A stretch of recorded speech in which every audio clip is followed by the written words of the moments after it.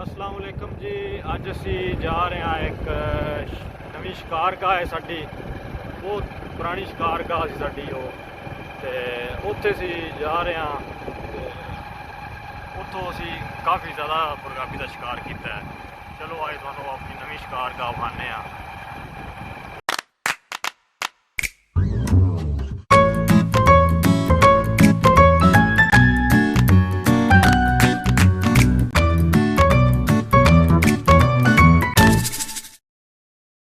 अस्सलाम वालेकुम जी, की हाल है सब भाइयों का? ठीक हो?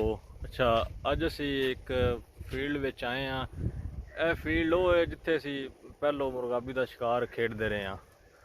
अज तो 4-5 साल पिछे चले जाओ, इस जगह तो सानू बड़ी जी मुर्गाबी मिलती सी। मच्छी फार्म ने, इन्हां विचों कुछ मच्छी फार्म ऐसे ने जिन्हां विच हुण पानी नहीं है, ना मालकां जिहड़ा वो फसलां कढ़तियां ने। ते बाकी है हुण कुछ फार्म नवे तौर तो तैयार करके फिर दोबारा तो पानी छड्डिया विच। ते मैं ते मालक साहब अज आए हैं इत्थे। ते इस मच्छी फार्म ने ना इस फील्ड की तुहानू की गल दसी, इत्थे असी बड़ा बड़ा शिकार किया जी। असी अगर बगैर डकायज तो बगैर मोर्चे तो भी इत्थे आए हैं तो सानू काफ़ी सारा शिकार मिले इत्थे। कि जिस टाइम ही चक्कर लाना है मुर्गाबी का कोई ना कोई फ्लाक किसी ना किसी फार्म में बैठा मिल जाता सी। ते अज तारीख है जी, अज 14 जुलाई तारीख है। तो असी चेक करन आए हैं कि केड़े मच्छी फार्म जिहड़े जिन्हां विच दोबारा तो पानी पा दिता गया है। चलो मुर्गाबी तले कोई दिन लेट है, लेकिन साडे शिकारियां कोलों नहीं रहन हुंदा।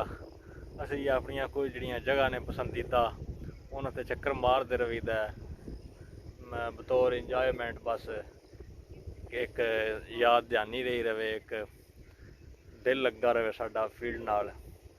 ते ये फील्ड भी मुर्गाबी वाली फील्ड है। ये 4 चफेरे इत्थे मच्छी फार्म ने, तुसीं देख सकते हो।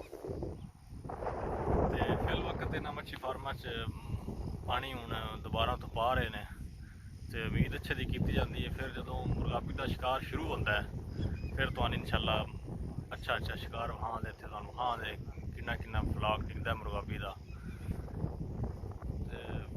हले तो मुर्गाबी तकरीबन 1 महीना है।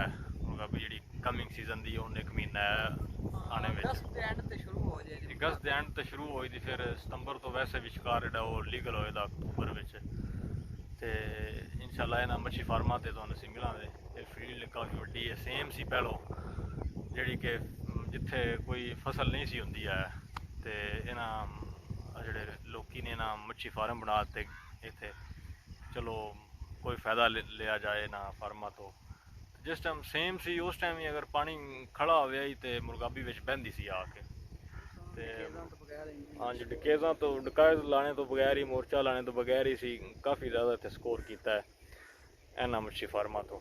इंशाअल्लाह जल्द मिलने असी अपनी फील्ड में। तुहानू काफ़ी सारा समान इकट्ठा कर लिया है शिकार वास्ते। तो मजीद तुहानू शिकार का समान जो नवा लियांदा असी वो भी विखांदे।